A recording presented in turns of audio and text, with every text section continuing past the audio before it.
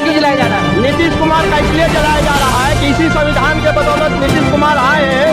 क्या चिराग पासवान का भी जलाया? हाँ, ये चूंकि ये भी दलित समाज से आते हैं, लेकिन इन्होंने अपने मुंह बंद कर रखा है। पूछ भी बनाया गया, पूछ में आग लगाया, इसलिए कि बोलते हैं कि मोदी का हनुमान है। आखिर वही हुआ जिसका डर था।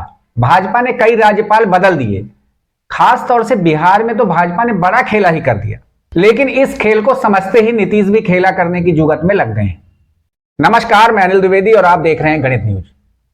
अंबेडकर अपमान मामले में नीतीश की चुप्पी व बीमारी का बहाना तो आप जानते ही हैं।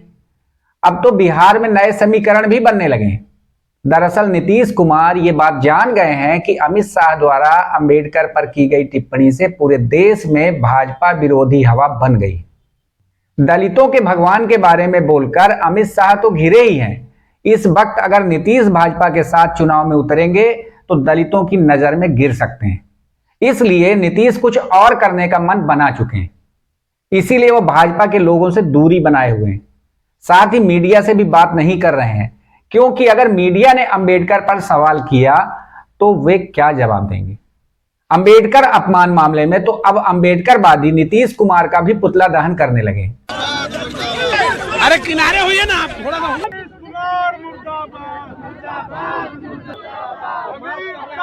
सर, नीतीश कुमार का पुतला क्यों जलाया जा रहा है? नीतीश कुमार का इसलिए जलाया जा रहा है कि इसी संविधान के बदौलत नीतीश कुमार आए हैं। हालांकि नीतीश कुमार पहले ही भाप गए थे कि बीजेपी महाराष्ट्र में एकनाथ शिंदे जैसा हाल बिहार में भी कर सकती है। इसीलिए पिछले दरवाजे से भतीजे के संपर्क में लगातार बने थे। भतीजे मतलब आप समझ रहे हैं ना, तेजस्वी यादव।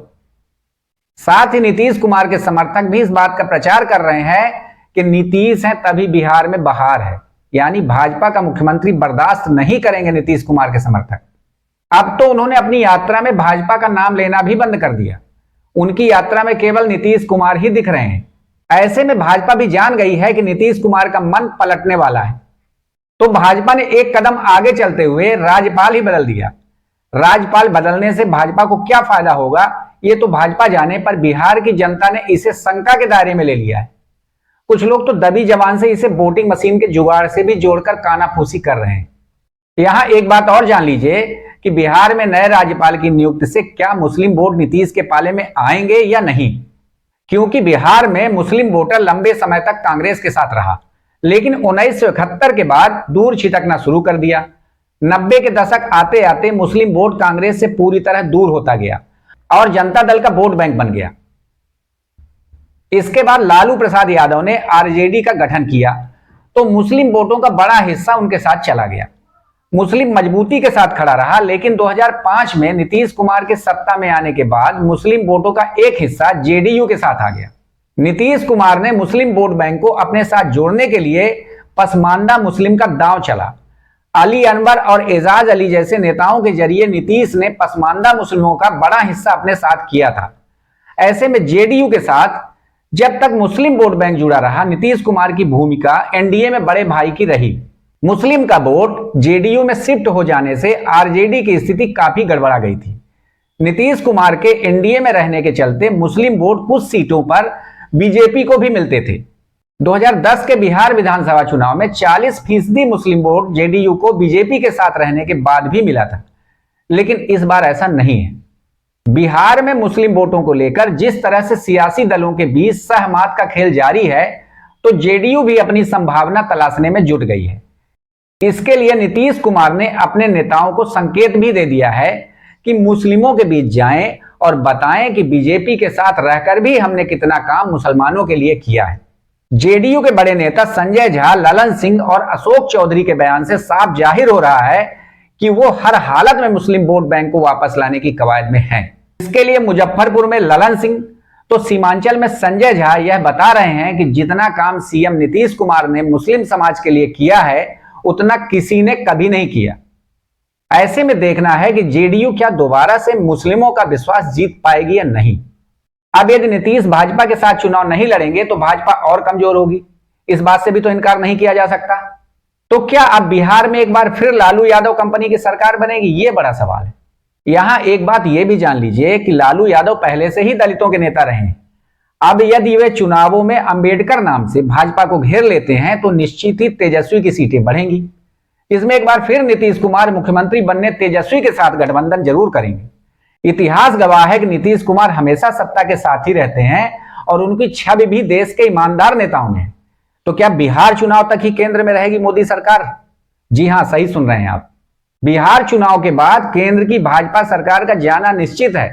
अगर नीतीश कुमार तेजस्वी को मुख्यमंत्री बनाते हैं तो वे प्रधानमंत्री बनना चाहेंगे। ऐसे में नीतीश कुमार को प्रधानमंत्री बनाना विपक्ष की मजबूरी होगी। यहां एक बात और जान लीजिए कि अंबेडकर मामले में अमित शाह का विरोध न कर चिराग पासवान भीम भक्तों के रेडार में हैं। अरे किनारे हुई ना, थोड़ा ना हुई ना। मनुस्मृति ये काला कानून था। यहाँ चिराग पासवान का भी जिक्र है। हाँ, ये चूंकि ये भी दलित समाज से आते हैं। यहाँ चिराग पासवान का भी जिक्र है। हाँ, ये चूंकि ये भी दलित समाज से आते हैं, लेकिन इन्होंने अपने मुंह बंद कर रखा है, इसलिए इनका भी हम लोग विरोध। मनुस्मृति ये काला कानून था जिसको बाबा साहब ने 25 दिसंबर 1927 को देखिए मनुस्मृति को दहन करने के लिए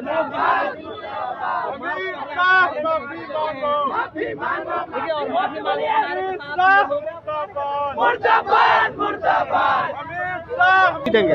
सर नीतीश कुमार का पुतला क्यों जलाया जा रहा है? नीतीश कुमार का इसलिए जलाया जा रहा है कि इसी संविधान के बदौलत नीतीश कुमार आए हैं इस गद्दी पर। ये चुप है, ये कहते हैं कि पिछड़ों दलितों के नेता हैं, लेकिन ये चुप है, ये ठीक नहीं है।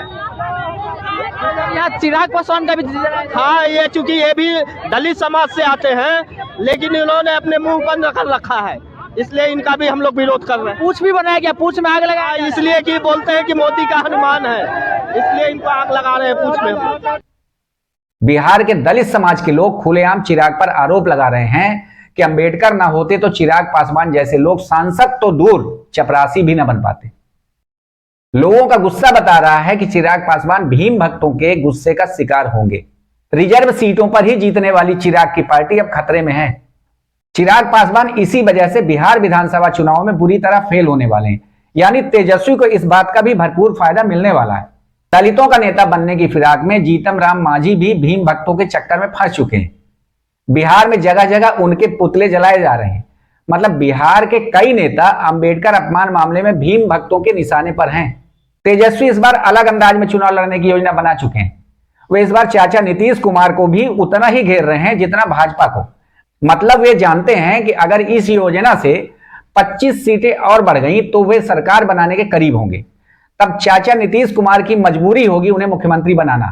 कुल मिलाकर बिहार चुनाव के बाद देश की राजनीति में बड़ा उलटफेर होना निश्चित है। मेरी इन बातों से आप कितने सहमत हैं कमेंट करके जरूर बताइए।